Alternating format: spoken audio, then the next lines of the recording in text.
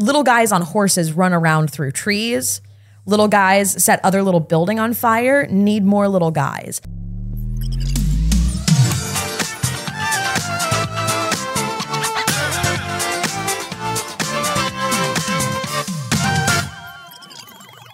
Morning, BBs. Good morning, BBs. It is too early. It sure is. Welcome to the first, best, and only morning show in existence. I'm Anthony Carboni. And I'm Saige Ryan. And let the Pokemon have guns.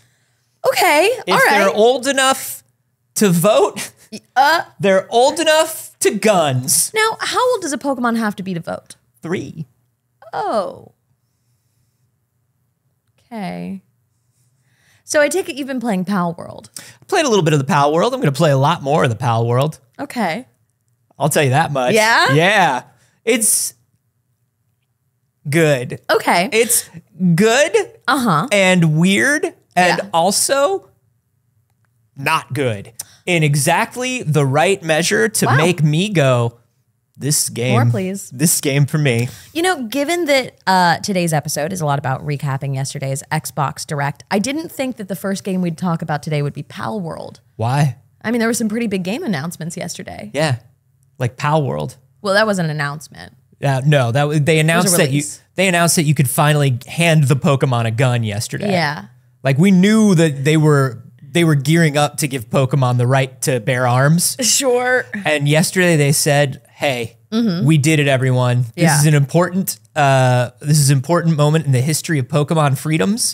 History will look back upon this day as the day that we let you carry around an adorable little fox and squeeze his tummy to make him a flamethrower." Oh, wow. Yeah. Yeah, I think YouTube's also going to love that we said gun in the first minute. Gun! I think YouTube's going to love that. I think the algorithm is going to be very into it. Based on the pipeline they have the youth in, I think they love it. I think they love it when you say gun. There are things that they don't like. Yeah. And those things have more to do with just being cool. Yeah. If you're cool, they don't hate want you it. to spread like accurate news or have boobs. But gun, that's okay. Gun in Constitution. Yeah. We wrote gun really big on the front of the Constitution. Now, hear me out. What if instead of it being like, hey, let's fight for like gender equality, we repackaged this in a way that is like a little more appealing to people that are like really into, you know, like guns and like amendments and shit, right? Yeah. So instead of it being like, hey, free the nipple or like equality, we went for like the right to bear titty. I like it. Do we think that that would catch on better? Yeah. Do we think that the YouTube algorithm would like it better? It might. Let's say it 3 times in a row to make sure that the YouTube algorithm picks up on it, and then we'll see. The right to bear titty, the right to bear titty, the right to bear titty. 1 sock cutter, he cut socks. 2 sock cutters, they cut socks. 3 sock cutters, they cut socks. 4 sock cutters, they cut socks. 5 sock cutters, they cut socks. 6 sock. We both got that one. We lost it on the same one. I think 6 is when it gets really hard. I think in Pal World you can have a bear manage a strip club, but the bear can't be a stripper. Okay. So it can't bear titty. But it can manage the bearing of titties. I mean, you know, it depends on like how we can communicate with the bears. I don't know. Are the bears speaking like a common language? Because if they're not, then it makes sense. The only sound that's implemented properly in the game right now is the cat. And the cat just makes stock cat sounds from like 1990. It's awesome. And there's no overworld music yet. Yeah. And so the only sound you really hear is just. Wait, there's no music in the game? Well, you can't be real. There is. There are the cluster chords, the ambient cluster chords of piano when you find new things, because of course they're ripping off Breath of the Wild. These are the people that made Craft World, by the way. I don't know if you played Craft World, but very much that was just Breath of the Wild with survival crafting. Okay. This is Pokemon with survival crafting and team management. Yes. So there's no music. Yeah. As such, but when you find like a new fast travel statue, it just goes. Wow. Like a Breath of the Wild. Is the game in beta or is this the official release? Is this early access? This is the official release. No. It's on Game Pass today.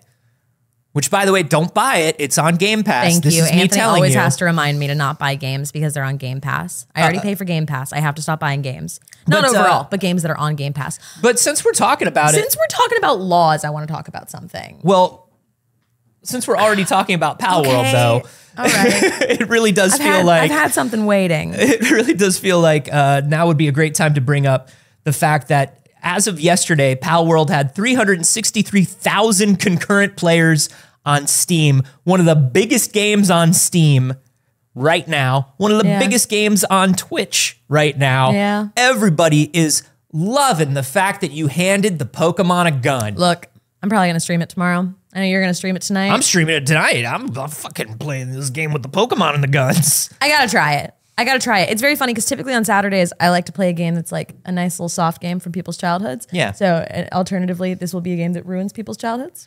You're gonna find that it's actually cuter and sweeter than you think. I don't think I will. You will. I don't think that'll last. No, there is a level, like you level up your technology, and there is a level where it's just like, and now guns. Yeah. Yeah. You find a little penguin, and when you look at the information screen for the little penguin, there's a part of it that you can't read, and it says, to read this information, unlock the penguin's rocket launcher. Oh dear. Oh, okay. All right. Okay, well, that's a game. Now, Pal World, everybody. Since we were talking about things like the right for Pokemon to bear arms, we're getting into a little bit of legislation. Yeah. I want to talk about this thing that'll never be relevant to the show again, okay? Okay. Because it just baffled me. Nick Wilson, a Kentucky state representative who also won Survivor, the reality TV show Survivor. First of all, congrats, I guess. He proposed a bill and accidentally oopsies in it. It removed some restrictions around cousins getting jiggy with it.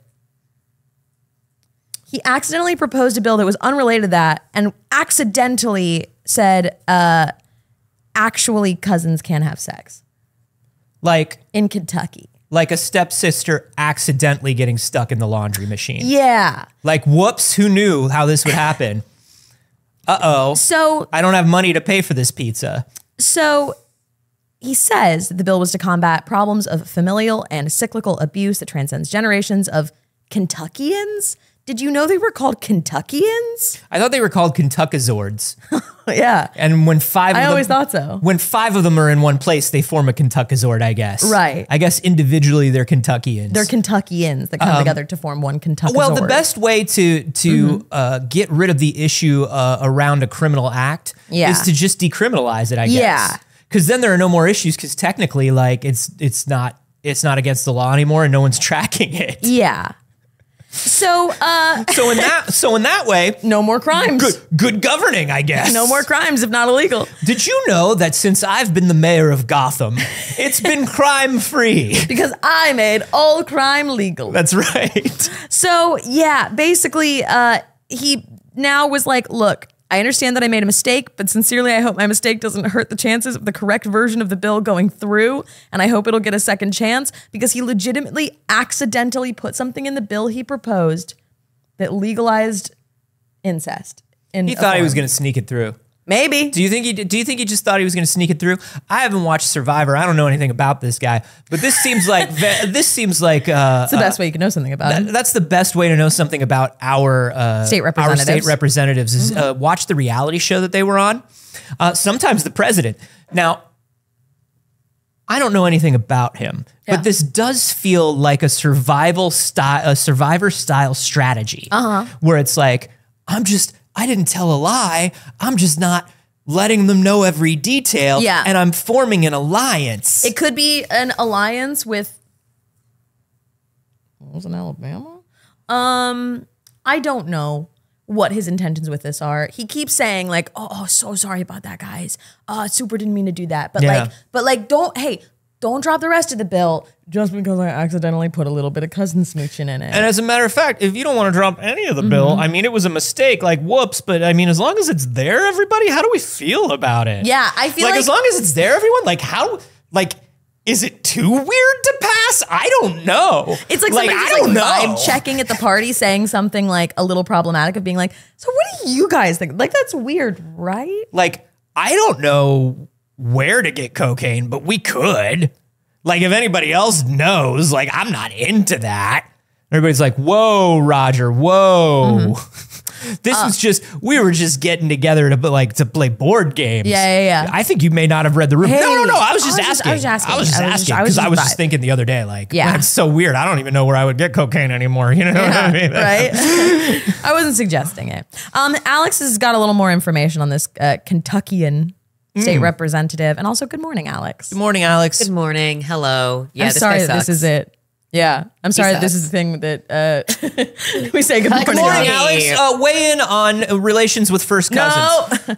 No. On another note, this guy does not support gender-affirming care for trans youth. So weird. So strange. Shocking. That's so wild. But this bill does add a he or she somewhere in it.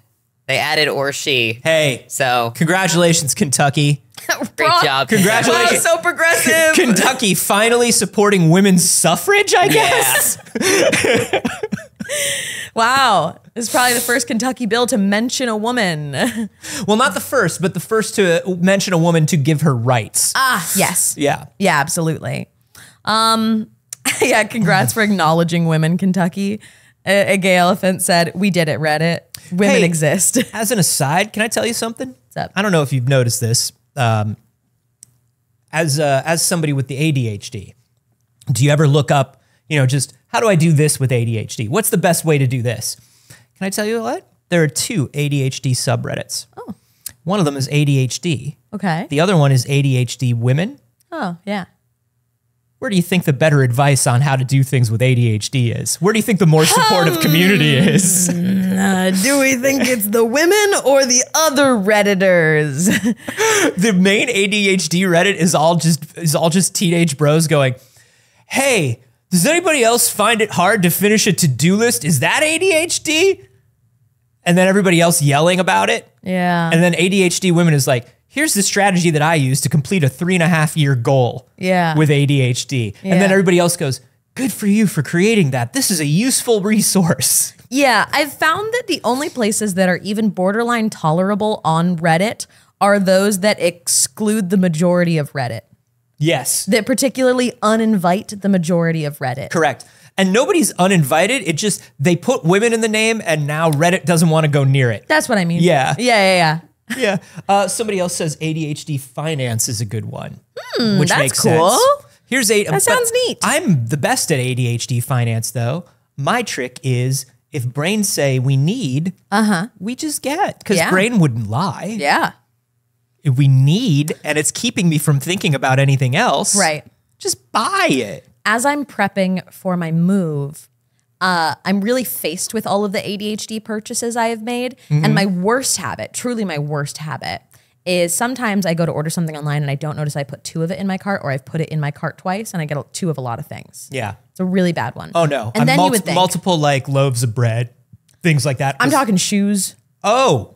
Yeah. I do it mostly with groceries. If it's a long list. No, I do it all the time, dude. Like, I have 2 of so many things on accident that I didn't notice I put in my cart twice. Whoops. It's not good. And then you would think the next thing is, oh, well, you got 2, just return one, especially if it's something you purchased from something like Amazon. That has easy returns. Return something. Returning is never going to happen. Okay. Or just return it. Yeah.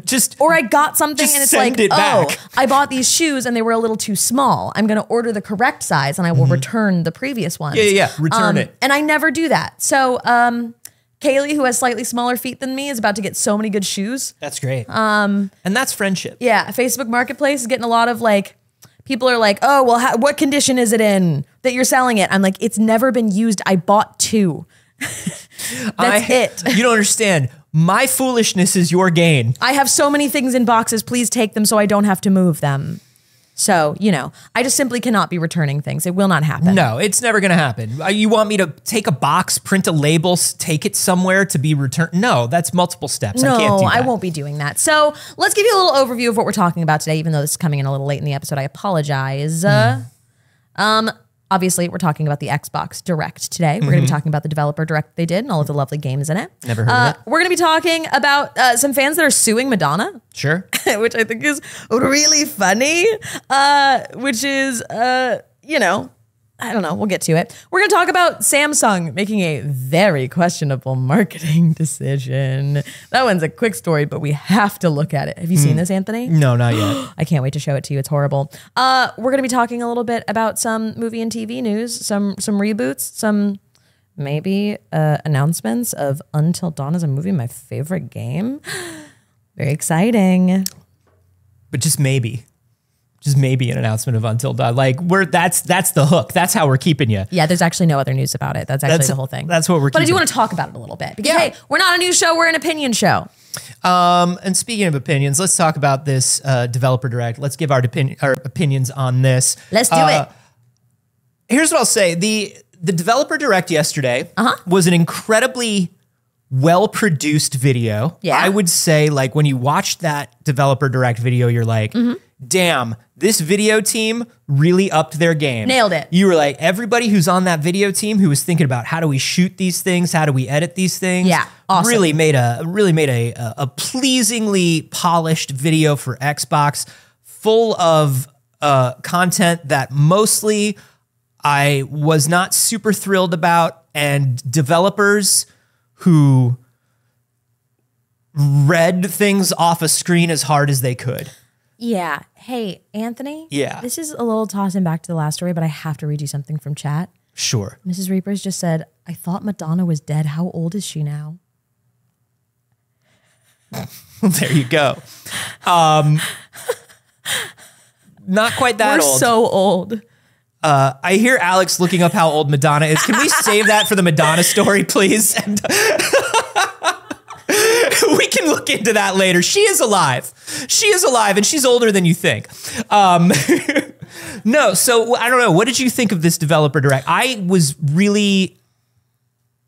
It felt like a lot of gilded packaging on a thing that was not maybe the most. Yeah, so here's my thing. I know going into a lot of these directs are not necessarily usually for me as somebody who prefers indie games at this point. I know that like only a few AAA games a year are really going to get me excited, but I am absolutely thrilled to see the Indiana Jones trailer. Yeah. But other than that, there wasn't a lot here that I feel like I wanted to talk to people about. You know what I mean? Yeah. It's that thing after we want to be like, oh, did you see the trailer for blank? Or like, are you going to play? I'd be fine with missing all of the other games. Indiana Jones, I'm going to play the shit out of that game. And I'm so excited for it. And it's interesting to see because not everyone's excited for it. Well, I thought I loved Hellblade. And so and I love Ninja Theory. And so I was excited to see the Hellblade 2 stuff. Yeah. I also thought out of all the developers, the Hellblade developers felt the least rehearsed and the most excited for what they were doing. Yeah. And so that also helped. It also helped that they let the trained actor who plays Senua take the reins on a lot of that, like reading off the prompter. Yeah. Because it helped everything feel a lot more natural. I am excited for everybody who's a big Square fan because obviously Visions of Mana is a huge deal. Absolutely. And also my favorite thing about the Visions of Mana is my favorite kind of game developer is aging Japanese creative director who dresses like a dark rock and roll wizard. Ah, yes. And boy, did we get one of those. Yeah. Oh, he was so good. I feel like a lot of, let's be real. We know our audience. And although you guys are video game fans, you're not those video game fans, if that makes sense. I'm not going to say there's none. We're going to have a few people who are. But we know that our audience are in this, like, we're all kind of in the, like, we play a lot of games, but we would be put in the casual gamer category because of it. Because of the types of games that a lot of the time we reach for or how many of them. So I'm going to bet very few BBs actually watched the direct. Yeah. They watched maybe the trailers from the direct, but like people haven't seen this wizard. Maybe. You're describing a wizard a lot of people have probably not seen. Did y'all watch that wizard? I'll bring up footage of the wizard. Yeah. I will do it because he's amazing. It's literally like a Tonobu Itagaki sort of thing. Or what's his name? The guy who created Monkey Ball and Yakuza, who just like somewhere along the way morphed into like the bad guy from an 80s, like the bad guy from like a prom night movie. Yeah. You know what I mean? Like a vampire cool guy. And you wonder, is this a midlife crisis thing? Is this just we never know what's going to happen when people get money and they're like, I can dress however I want. I have money and I no longer have to like try and get a job by dressing a certain way or whatever. There are just sometimes. Okay, so here's the Legend of Mana trailer. We start with like the most adorable nerdy dudes. Let's go to Anthony's.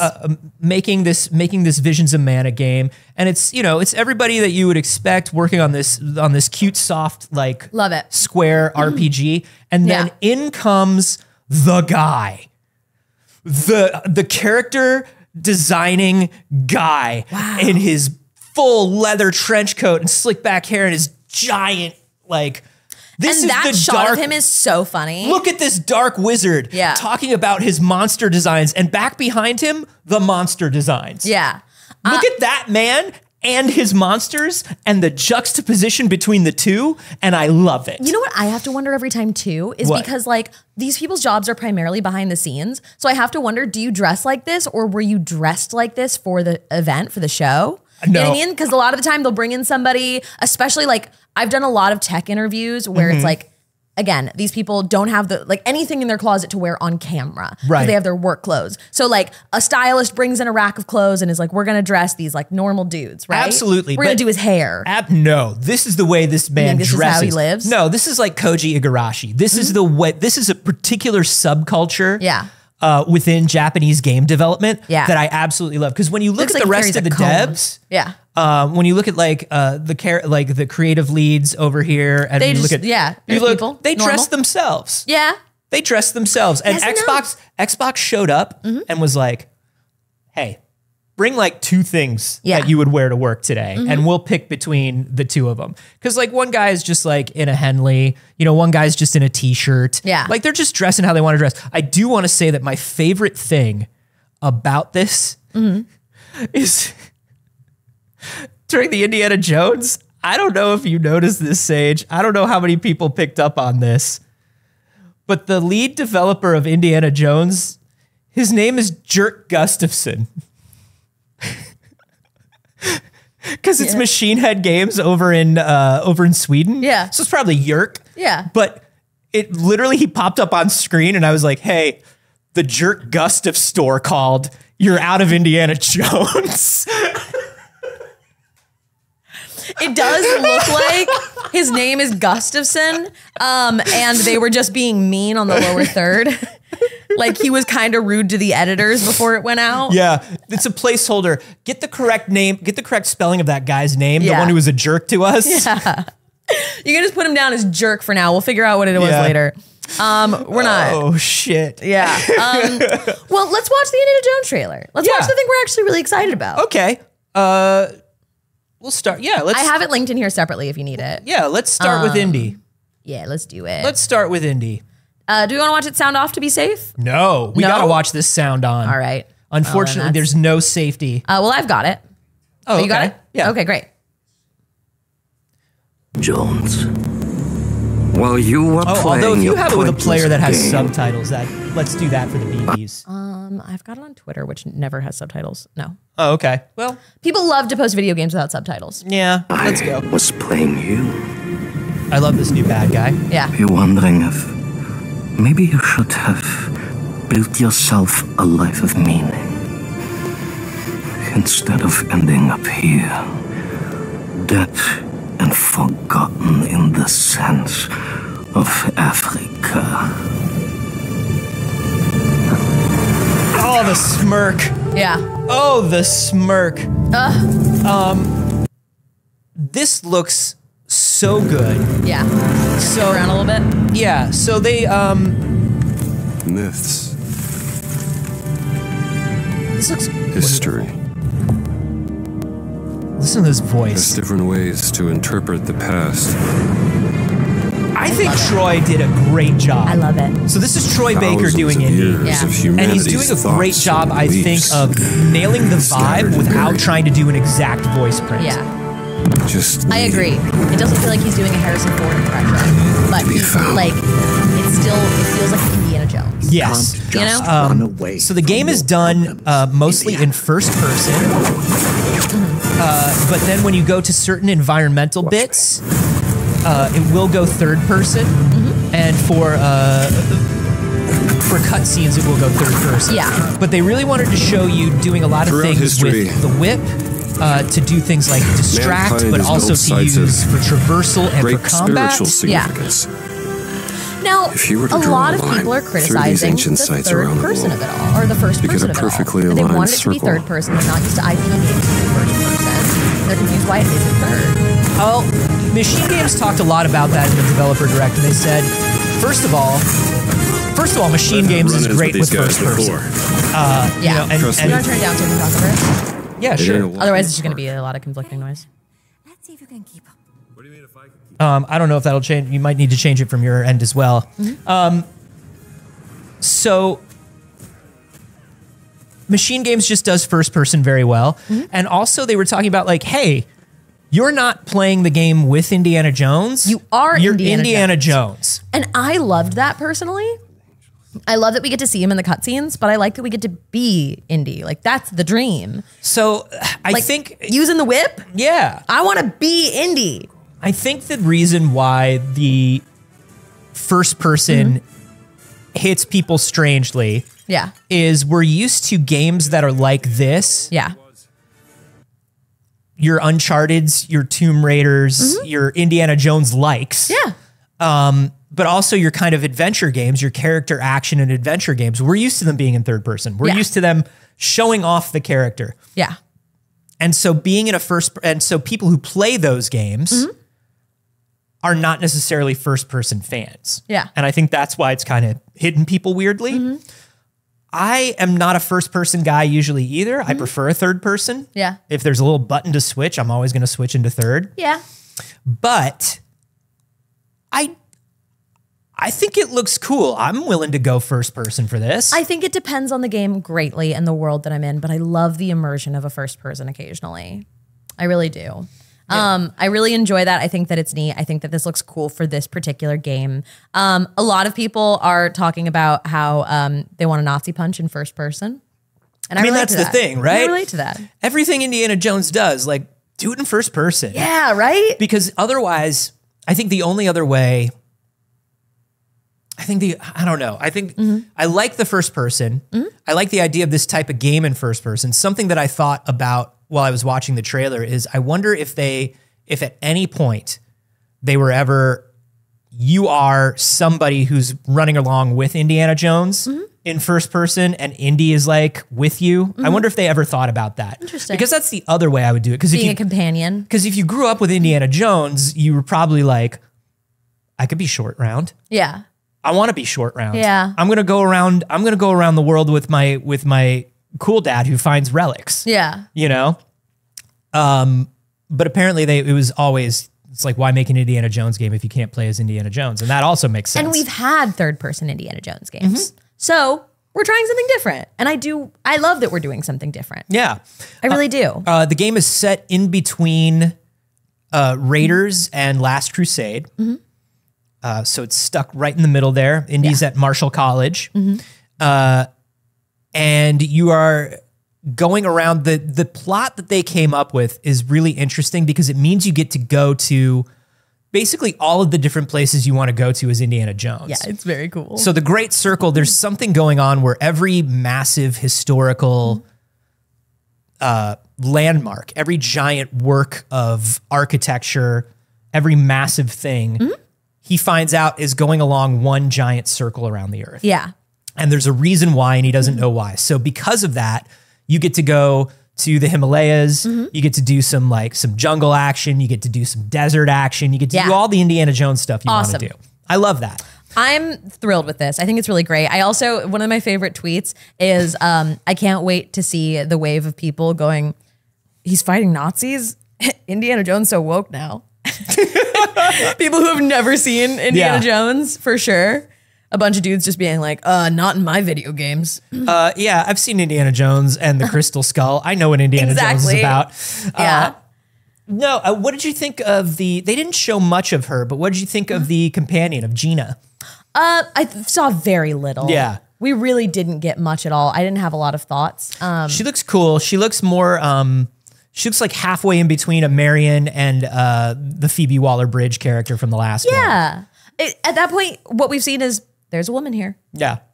But we haven't seen much else about her. And get this, she's wearing pants.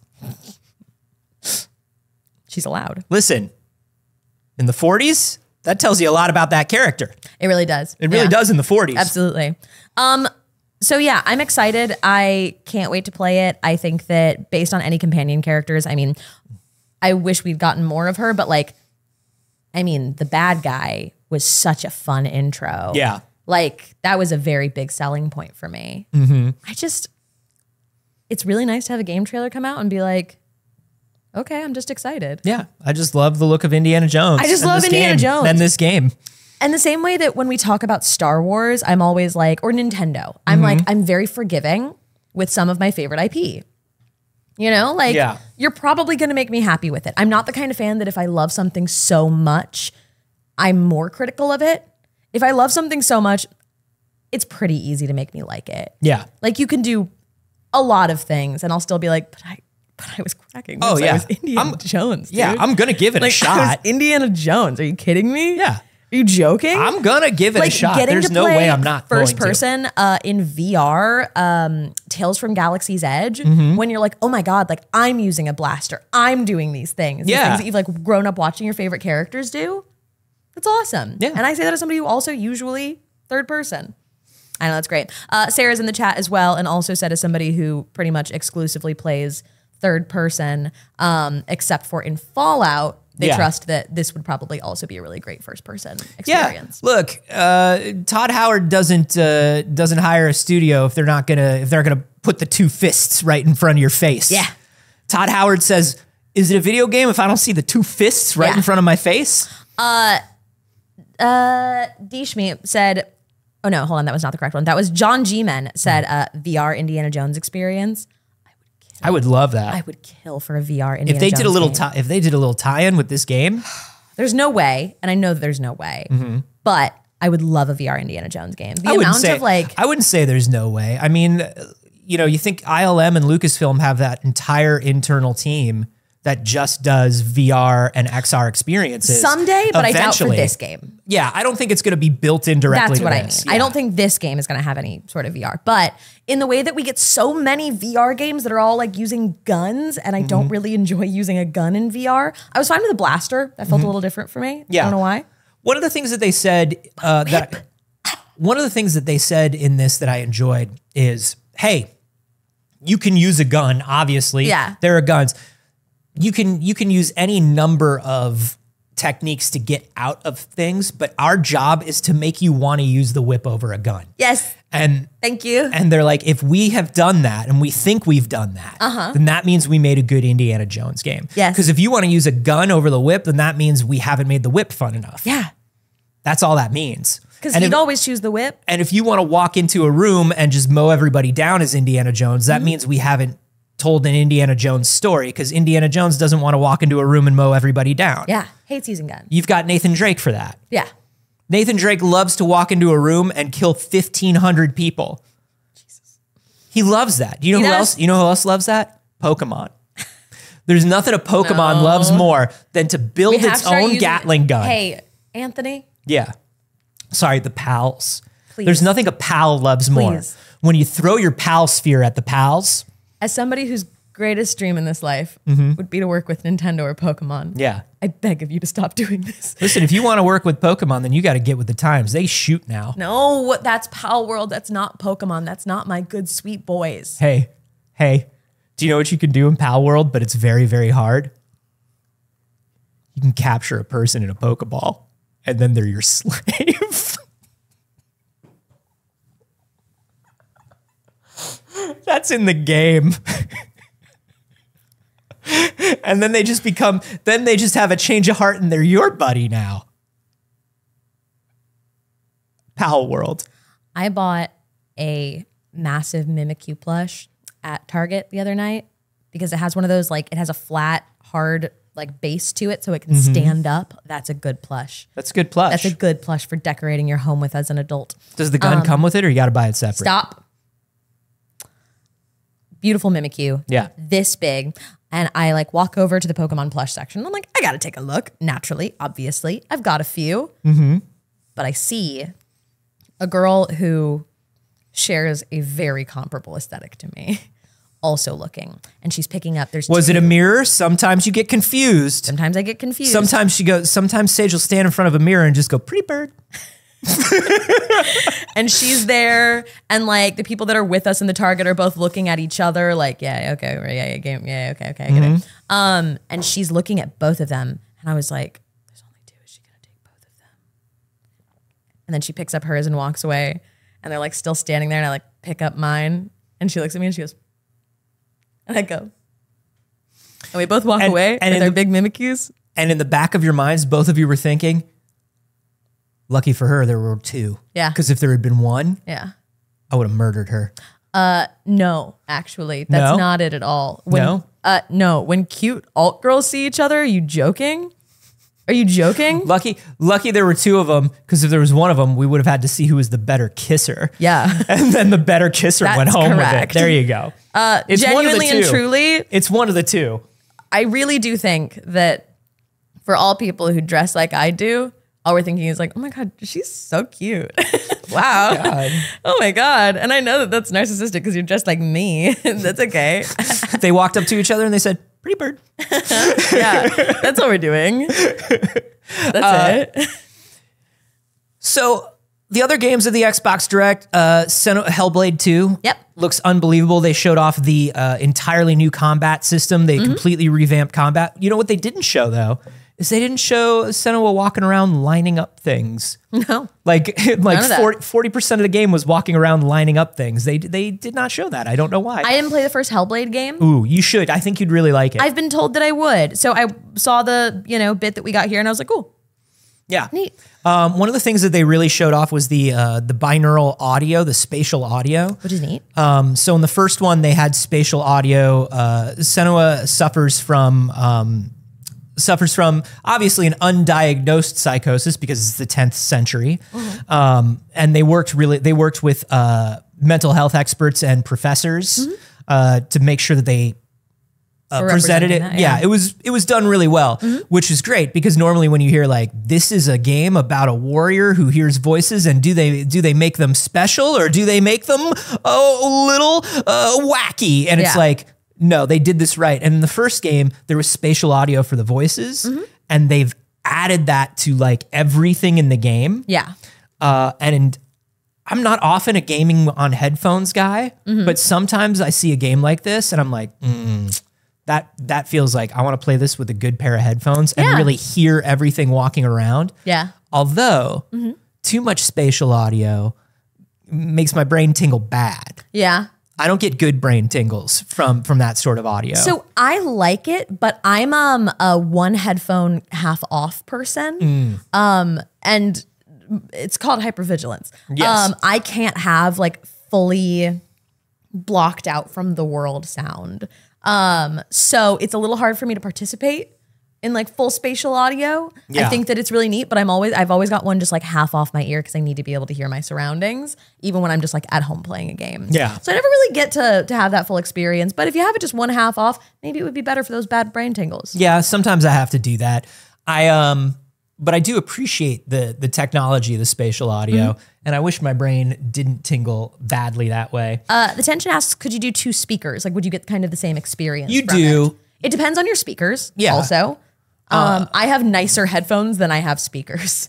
You know, I have I don't have like amazing surround sound, but I've got like a sound bar and then two rear speakers. So I get it a little bit. Yeah. I've just got, if I'm playing on my TV, I've just got a sound bar. I just have like kind of shitty computer monitors, speakers, like sitting on my desk. But honestly, anything that says that it uses spatial audio like that, even if you only have like mediocre headphones or Yeah. earbuds or whatever, it's usually just better on those. Yeah. Just because it's right there in your brain. Yeah. The other games, we talked a little bit about the Mana game. Congratulations to all who celebrate. I thought that looked neat. It looks really good. I thought that looked fun. I That am was not one of the caught most up appealing to me. on all 37 Mana games. No, so I'm not either. But looked great.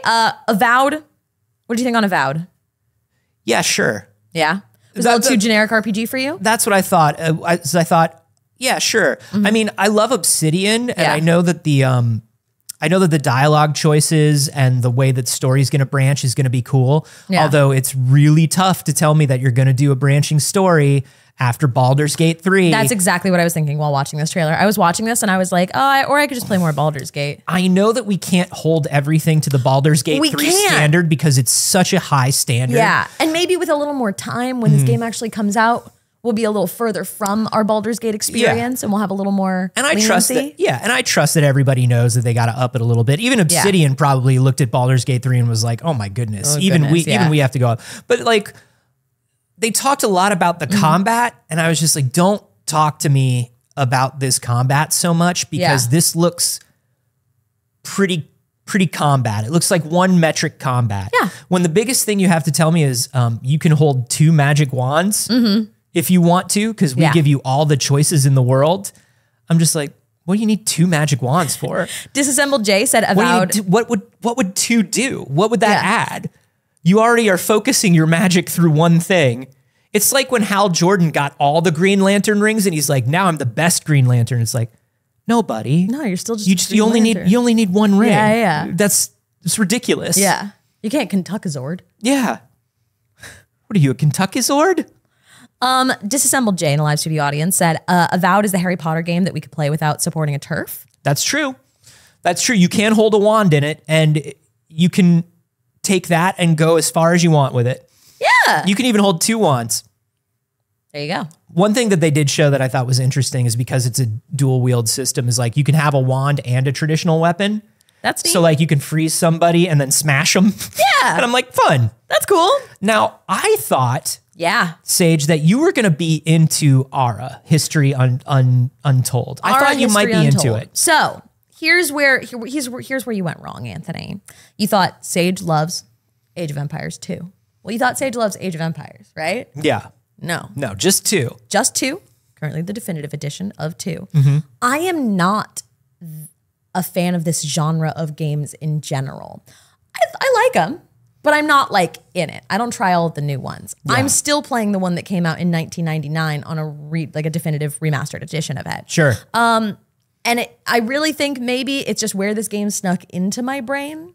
That was the first PC game I ever played. Yeah. So that might be why I still love it so much. I enjoy the strategy of it. It scratches an itch. But when I see new ones come out, I'm like, I have mine. I'm stuffed. Thank you. Yeah. Please. I couldn't possibly. I I'm get full. that. I remember when I think we this were... looks really good though. Yeah, I remember when we were putting ROMs onto our devices, Yeah. our legally backed up ROMs of games that we already own in the vast Pixel Circus games library. Yeah. And I threw like the Age of Empires DS games onto your thing, and you were like, "Oh yeah, I'll probably never play those." Yeah. I've never played the DS ones. Yeah. I was like, "Oh, I thought you like Age of Empires." You're like, "No, I like one very specific Age of Empires." Yeah. I But like one Age of Empire. But do you ever feel like you wanna try more in the genre because you love Age of Empires 2 so much, and certainly at this point you've played most of the Age of Empires 2. is different. It's not about that. Yeah. It's not about that. So here's the thing. I tried the new one that they came out with, the last Age of Empires that came out, or Age of Empires that came out. I've played Civ, played a few Civ games. And they're fun. Yeah. They're fine. Okay. But this, I do think, looks like a particularly good game of the genre. I think that the characters that they built out are very interesting. I think that aesthetically it looks really beautiful. Yeah. Now this is a team that most of them started off on the Civilization games. And they created their own studio back in 2013. And this game looks like the ultimate Civilization game for fans of Civilization. Yeah. It truly does. I'll probably try it. Because I think that of all of the games I've seen of the genre in the last few years, This one looks the most appealing to me. So I think it looks really good. I think that it's neat. One of the things that I enjoyed about this is they showed off that the leader that you choose for your civilization does not necessarily need to be one of those historical figures that you always see in these games. It doesn't necessarily need to be a general, a politician, like somebody that you know. Yeah. Like they tried to pick more figures and a bigger range of figures throughout history. Yeah. And they also tried to pick other civilizations throughout history that are underrepresented in games like this. And I think that alone is going to add like a little more variety and fun to it. Because here's the thing. Other than Nuclear Gandhi, I don't really find a lot of the civilization stuff. Like, I don't want to be general guy I don't either. or like old king guy. But that's the difference between Civilization and Age of Empires is in Age of Empires, you aren't anybody. You're just, especially, you know, I'm talking about 2 specifically, but you're just like town managing. You know what I mean? Yeah. Like it's resource and town management. And there isn't a like, oh, I'm a person invested in this war. Little guys on horses run around through trees. Little guys set other little building on fire, need more little guys. Yeah. That's it. There isn't a story that I'm playing through when I'm doing like a run of Age of Empires. Right. If that makes sense. Yeah. And I mean, Civilization, I mean, So this is a it's more not as- Civ-like. Yeah, this is a more Civ-like, but I've never considered Civilization to have strong narrative as much as it's just sort of whoever that person you choose is your figurehead for Yeah. large political decisions. Like it's gonna prompt you and it's gonna be like, how do you want to deal with this other kingdom? Yeah. And you just go like this. Yeah. You're Age like, of Empires doesn't do that. you're like, Age of Empires not about that. Age of Empires about little guys on horses. Just little guys on horses. And then you're like, oh, stronger little guys on horses. I have upgraded to larger little guys. They got to go get the gold. Yeah, all right. That's it. That's it. So that's why, is because this to me is more Civilization-like. And as somebody who like spent a little time in Civ, but has never gotten hooked in it, I'm like, cool, that's neat. So all in all, Xbox Direct was, I don't want to say underwhelming because Indie was so exciting and the other trailers were all good. Like there was not a bad trailer in this Direct. I think it's important to kind of like laud Xbox for showing studios that they wouldn't normally give this much time to. Sure. Showing games that they normally wouldn't give this much time to. Yeah. And also, like I said, upping their production quality and really trying to make these things more in depth than they usually are. Yeah. That said, I think the presentation fell a little flat. I think the developers felt very rehearsed, which made it hard to get as excited for their products. Yeah. Because I really began to think of them as products. I felt when the developers were talking, I felt 3 producers and 3 marketing people Yeah. and 3 salespeople watching to be sure that they were saying exactly the right thing. And it's always hard to get excited about a game Yeah. when it's being presented to you that way. But also these are just games that I probably wouldn't get super hyped about personally. Nope. You know? And that's okay. But I think it was good. We'll always have Indie. Always. And that's all that matters, truly and honestly. Okay. This is still kind of like tangentially game news, Okay. which is going to take us into kind of other things. One of my favorite games of all time is Until Dawn. Yeah. Until Dawn is already a movie that you play through, and now they've decided that they should make a movie that you don't play, that you just watch. Right. To which we would say they already added that into the last game. Yeah. You can already just watch it play as a movie. That's not Until Dawn. No, but it's the same in the series. Yes. That's what I'm saying. In the Yes. last series, bit of the series. So that was in the Quarry that they added essentially like just a watch edition of it, which makes sense. I think this lends itself very easily to the medium of making a movie because if you've played Until Dawn, which is basically just a decision simulator with a bunch of different endings, a butterfly effect themed kind of horror story. It already is a movie. So they have the director and writer of Annabelle Creation on board, which is interesting as just like kind of like a one-off in the Conjuring verse. They didn't get like a huge get for this. Yeah, well, that's the director, and I think they're giving. He's also, so it's David F. Sandberg, who was also the director of the first Shazam. Yeah. I think it's one of those things where it's like, Shazam's great. yeah, the first Shazam is good. I have not seen Annabelle 97, Annabelle Creation. I have.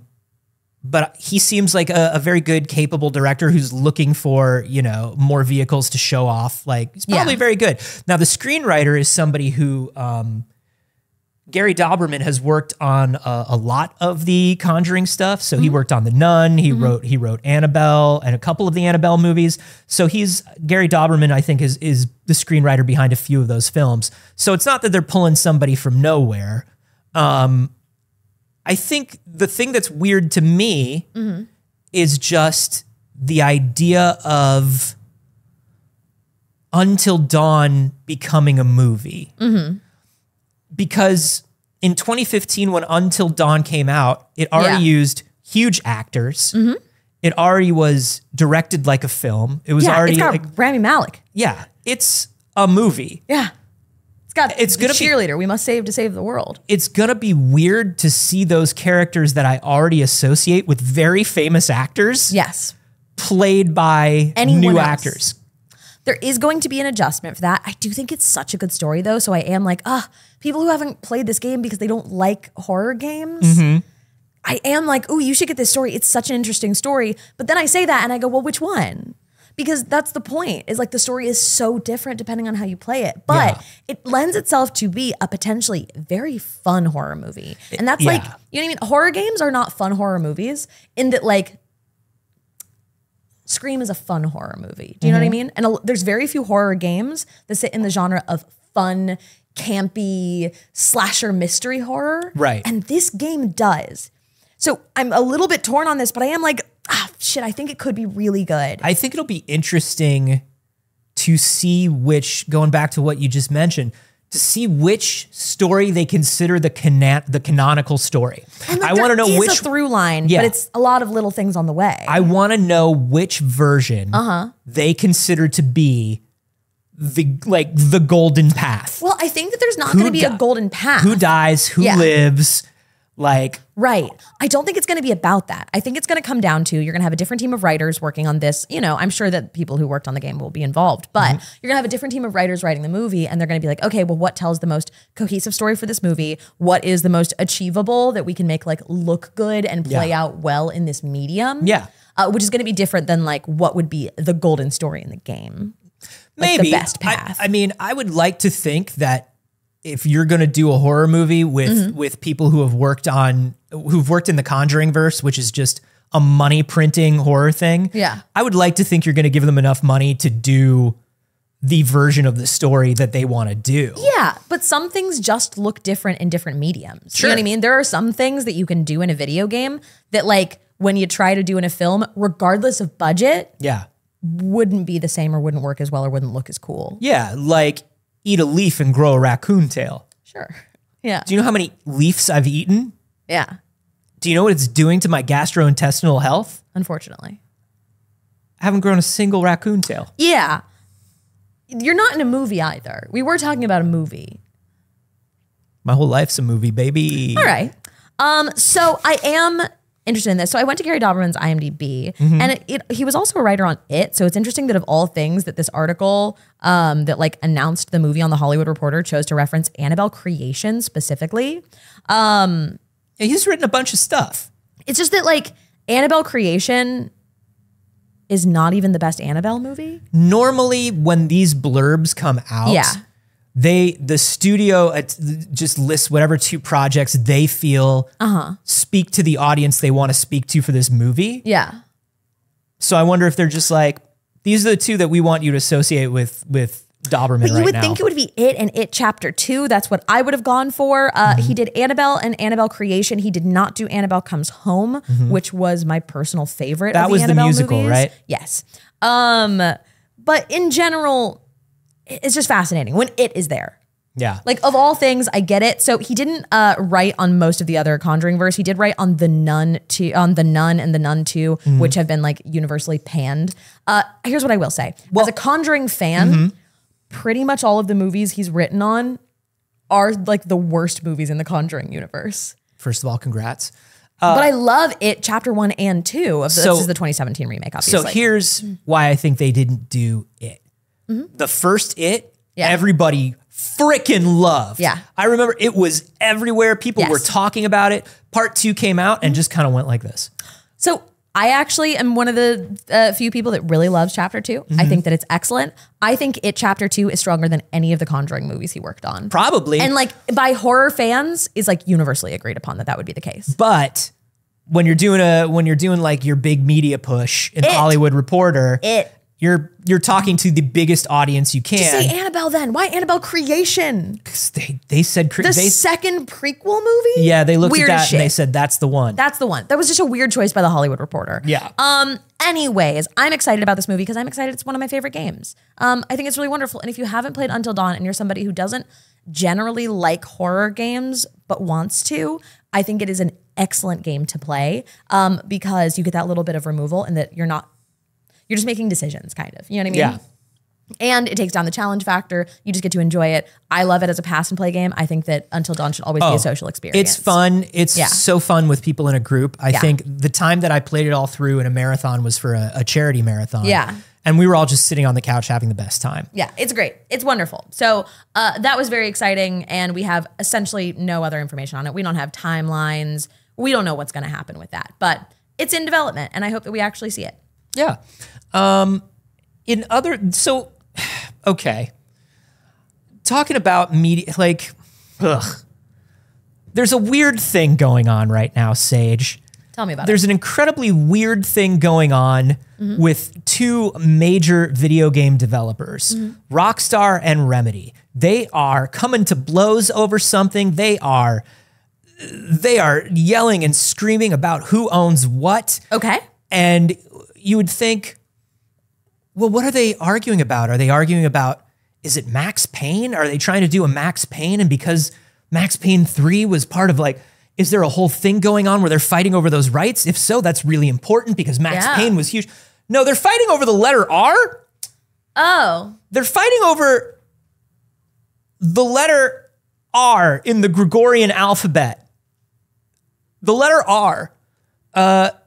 Basically, what's going on is it's a trademark dispute over who gets to use the letter R, and because only one person can use the letter R. They have a trademark and a copyright on using simply the letter R.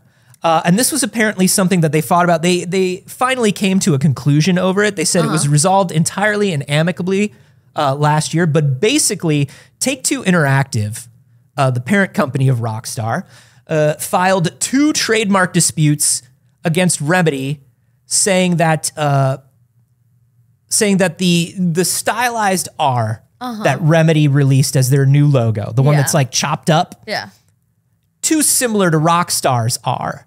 They're not similar. They're just both R. They're just both R's. They're just both R's. We have to stop letting people trademark things like R. We have to stop letting people trademark things. Yeah. Like, remember when Taylor Swift was like, I want to own the word red. Yeah. Like, you can't own the color red. The Fine Brothers said nobody's ever reacted to anything before we us. Did. Yeah. Listen. Which they no longer own React. You may think that you've reacted to something. Yeah. But we perfected it. Sure. Absolutely. So they basically said, stop using an R. And Remedy was like, no, our name is Remedy.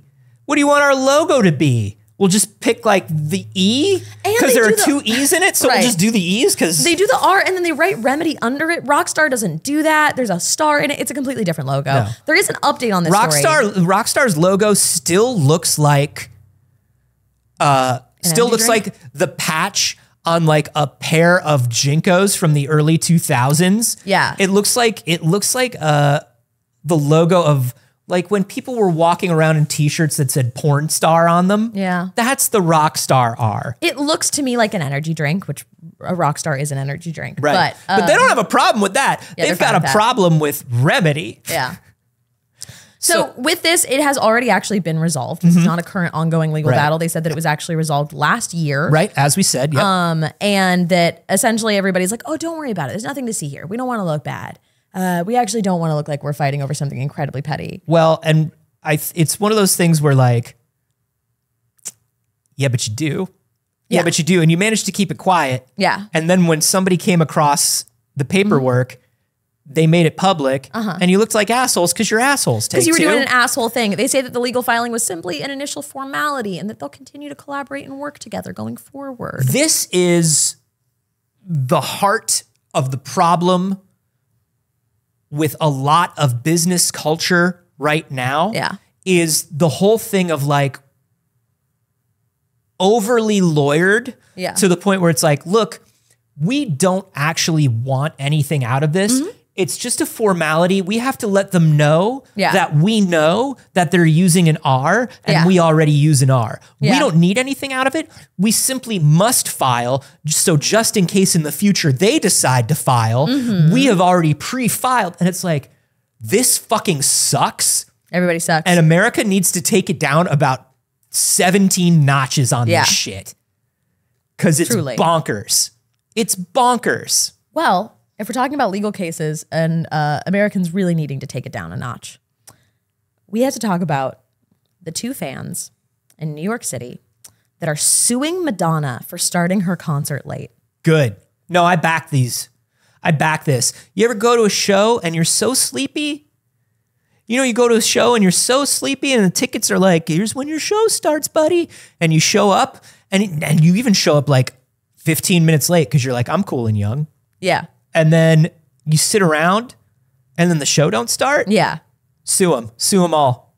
Obviously, this is fucking ridiculous. Send them all to jail. They said that the tickets advertised an 8:30 start time and Madonna didn't take the stage until 10:30. Also, the ticket time that is usually advertised is for the opening act. And even then we know that's going to start late because that's how concerts work. Sue them. Go to a concert. Send them to jail. Go. Here's the thing. Don't go to a concert. That's okay. Everyone go to jail. They say, as a result, by the time the show let out after 1 a.m., the two men were confronted. I think it was guys. Hold on. Let me see. I might be incorrect. I don't want to assume. Their names were Jonathan and Michael, but I don't want to assume by name either. Do you have that actual information, Alex? Jonathan and Michael are actually two dogs in a trench coat that went to see Madonna. And they said, do you know how late it is for dogs? Yeah. It's 7 times later. Sorry, Alex, what? Yes. Okay, thank you very much. So, I do assume when anybody's doing anything ridiculous that it's men. So that's on me. But I was right. So these two guys are like, well, we were confronted after the show with limited public transportation, limited ride sharing, and or increased public and private transportation costs. Do they list the ages of these two gentlemen? They additionally said that because of attending a weeknight show, they had to get up early to go to work or take care of their family responsibilities the next day. And or. Yeah. It's either and or. Yeah. But like they just like, am I going to go to work or take care of my family responsibilities today? Or am I feeling particularly magnanimous and I'm going to do both? Correct. This suit also cited the start dates of 2 of her other concerts in December, saying that the pop star has a long history of arriving and starting her concerts late. The defendants' actions constitute not only just a breach of their contracts, but also a wanton exercise in false advertising and negligent misrepresentation. Respect sleepiness. Imagine having the fucking time. Truly and honestly. Maybe they filed it while they were waiting for Madonna. Imagine having the time. Maybe they said, this is already, this is clearly going to go late. Yeah. Quick, write something up to our lawyer right now. Because we're so sleepy. So this is not the first time, and they've probably based that on that somebody else had done this before. In 2019, somebody had also sued Madonna for starting a concert late. They get any money out of it?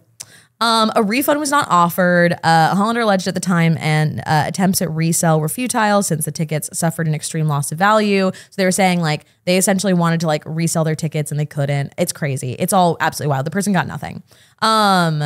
So they filed, but there is nothing mentioned here that they actually got anything. Are these sleepy gentlemen older or younger than Madonna? Because here's the thing. If Madonna's coming out at 10:30 and doing a full show until 1 a.m. and you're complaining about how sleepy you are, and Grandma Madonna is out there doing it, you look like a fool. Yeah. You look like a ding-dang fool. Yeah. So... Because as we learned from chat earlier, Most people think Madonna is dead. Just our young BBs. A lot of people think that Madonna has passed. Yeah. So this previous lawsuit. They also don't know you can give a Pokemon a gun. A lot of people don't know that yet. It's not a Pokemon. Please say a pal. My pal Madonna. So in this previous lawsuit in 2019, this person alleged that they had bought tickets and then they had changed the time of the concert. So it was scheduled to begin at 8:30. This is the current one or the previous This is the one? previous lawsuit. Oh, okay. They announced that the start time would start later. Okay. And the person sued, saying that the tickets have now suffered an extreme loss of value because of the time change, and that it would make reselling impossible. Hey, buddy, you're not allowed to resell your tickets for more than face value anyway. So what's going on here? He claims that he and other ticket holders had suffered actual and consequential damages, including but not limited to loss of consideration paid and the devaluation of the ticket. Here's the thing. I bought a ticket for a certain price, and when the show started later and I went to the show, I could feel how much less valuable the show was. I was like, this show is 40% less valuable than it would have been if it had started at 8:30. So here's the deal.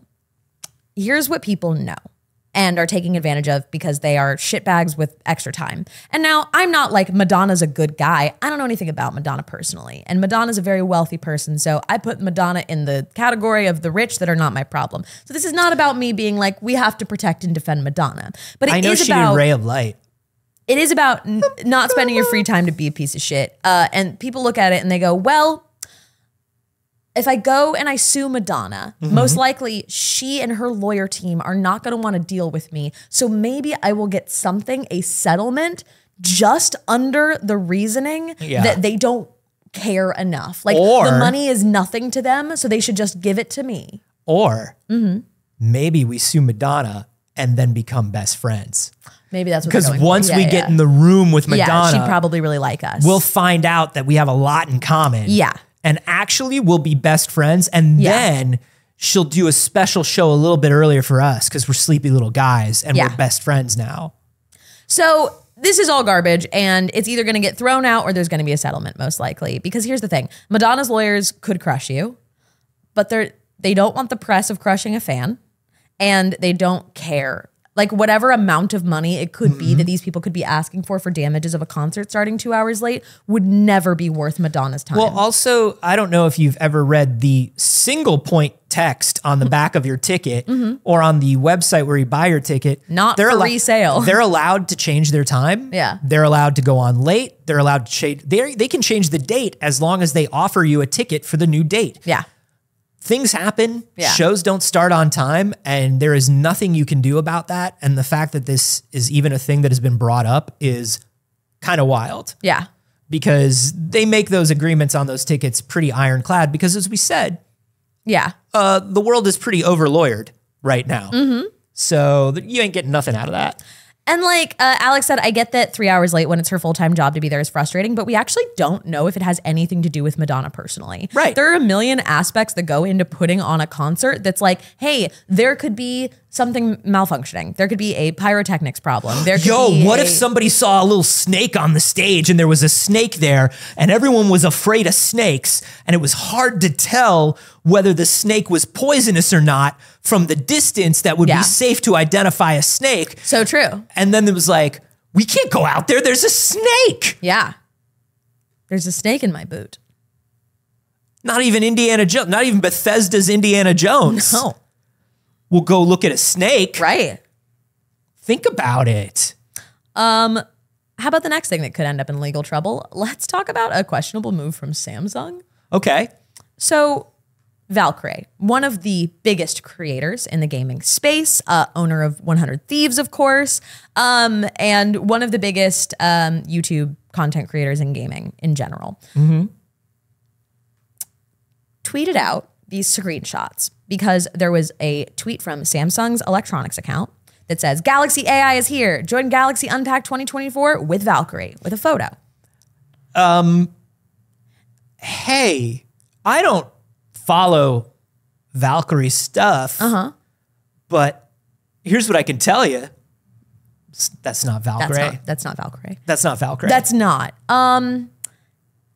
And based on it, this is also not just like they uploaded the wrong photo. Somebody who like was like, I don't know. Like, it's just a racism, like quite simply. It's definitely just like a weird profiling of like, kind of brown girl with curly hair. That's probably Valkyrie. Oh my gosh, Valkyrie's here. Oh my God, Valkyrie. How cool. Oh my God. Whoa. Which is bananas. Now that was the first thing. And already you're like, whoa, Samsung. Okay? And so she replied exactly the same thing that Quote we just retweeted said. it. Hey, Samsung, that's not me. That's not me.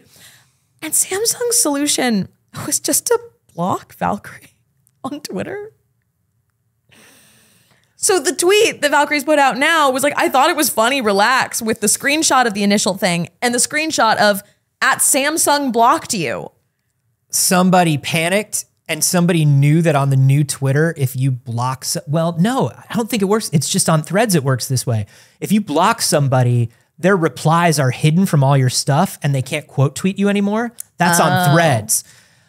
On Twitter, I don't think it works that way. No, it doesn't. I think it still works the old way. Somebody fully just panicked. Somebody and they were panicked like, and blocked. Uh-oh, I've been caught doing a racism. And then just click the block button and was like, I got to get to my boss before they see this. And they're like, maybe if they're logged into the Samsung account, they won't see it then. I don't know.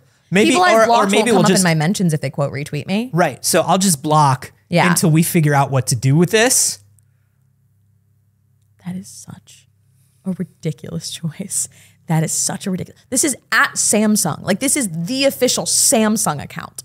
Honestly, the easiest thing to do in that situation is delete the tweet. Delete the tweet. The quote retweet disappears if you delete the tweet. Now, there's other things that you're going to have to do to explain to Valkyrie why you did this. And to make a public statement, because once, like, people have seen it. Yeah. Like, the bell cannot be unrung. We know that about the internet. I have an update. But you could just delete the tweet. What's the update, Alex? What's the update? Samsung responded, hello. We sincerely apologize for the mistakes we made during the Galaxy Unpacked 2024 event. Okay. We would never block you on purpose. We will exercise great caution to make sure these mistakes don't happen again. Oh my God. Oh my God, no. We would never leave you on red. No, something happened. The message didn't come. No, we meant to invite you, girl. Yeah, we did not mean to do that. That was actually we would never block you on such purpose. an accident. We would never block you on purpose. Do you know what happened is, my friend did it as a joke. Yeah. My friend took my phone. So great. They took a bunch of silly selfies on my phone too. And then they blocked Valkyrie. Samsung's friend. Oh my God. We're so sorry.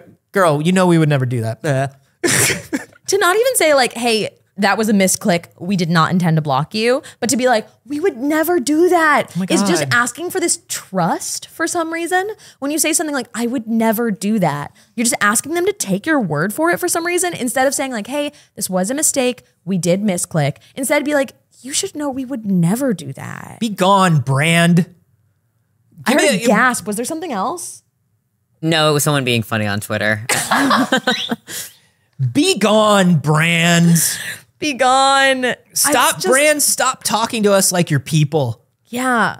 Brands, stop thinking that we owe you the same respect and thought that we owe a person. Brands are not people.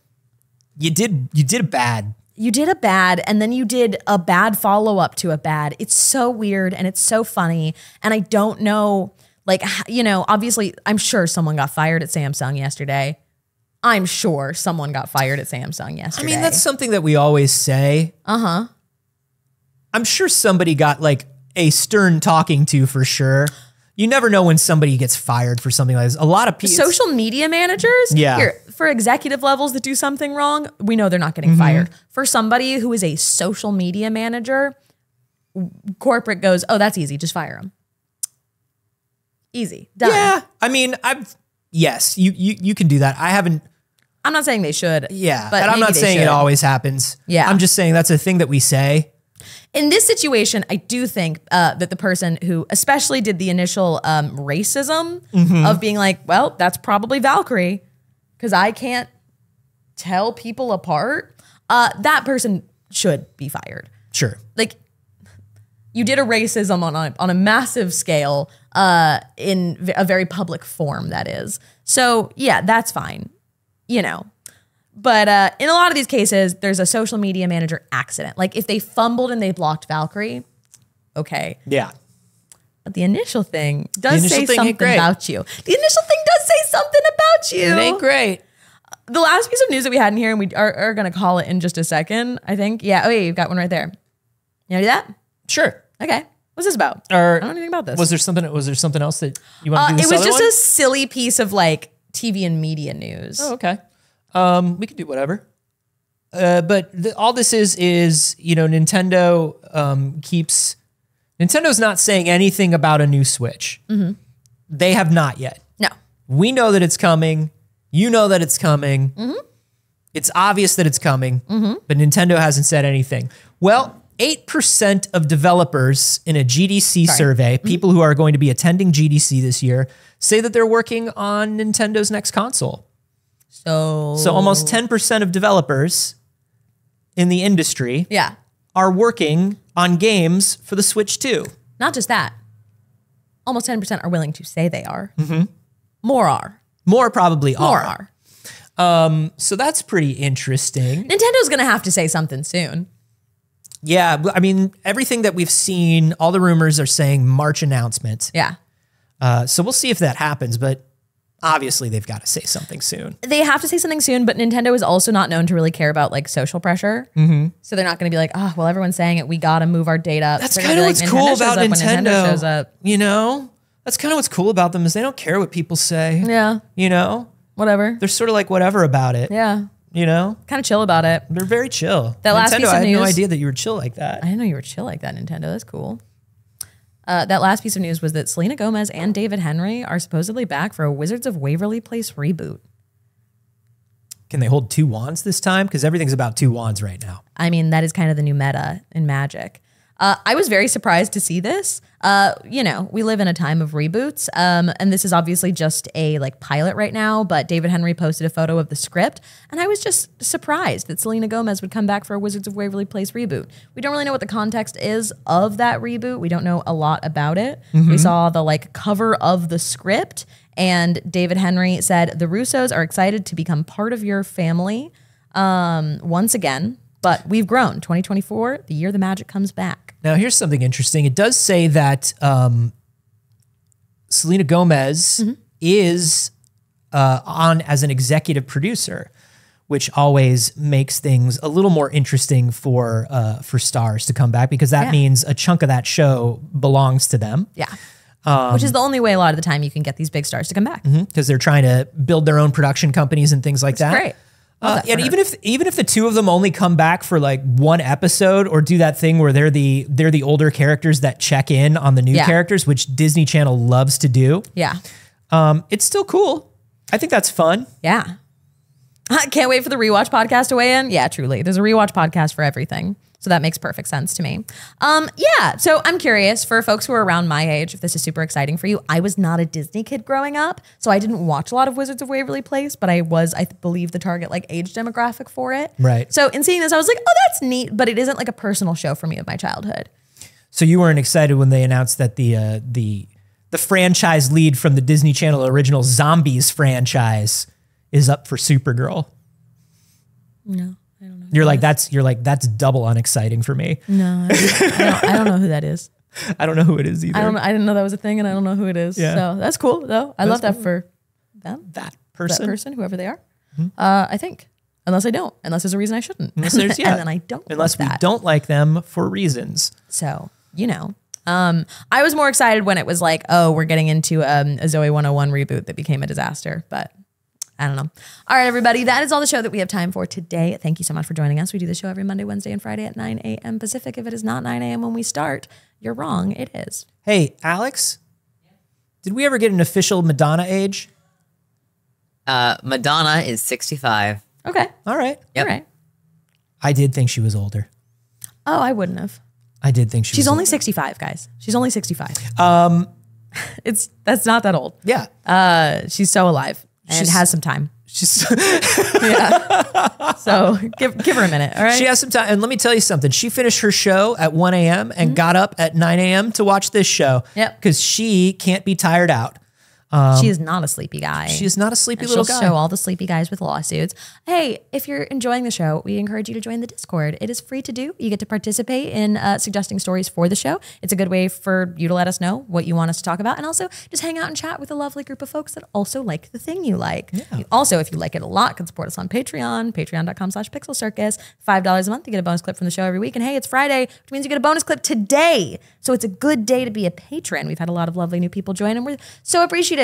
You make our little indie channel run. It's the only way we can do it, so thank you. You can also, for free, just show up, watch the show. It's the number one thing you could do. You could tell a friend about it. You could tweet or something or whatever social media platform when the show's going live. We think it's great when you do, and we appreciate it so much. Anthony, when you're not here, where are you? You can find me everywhere on the internet at Carboni, except for on Twitch, where I'm at Anthony Carboni, and me and my not quite Pokemon are going to be clicking heads all day today. Woo! Woo! That's awesome. You can find me everywhere on the internet at Not Saige. I stream on my channel Monday, Wednesday, and Saturday. And I'll try Pal World tomorrow once. We'll see about that. How about you, Alex? You can find me on the internet at Twitter, Alder_Mancy. And I'm also streaming tomorrow on Total Party Kiss. My D&D campaign is finally coming back at 9 a.m. PST. Nice.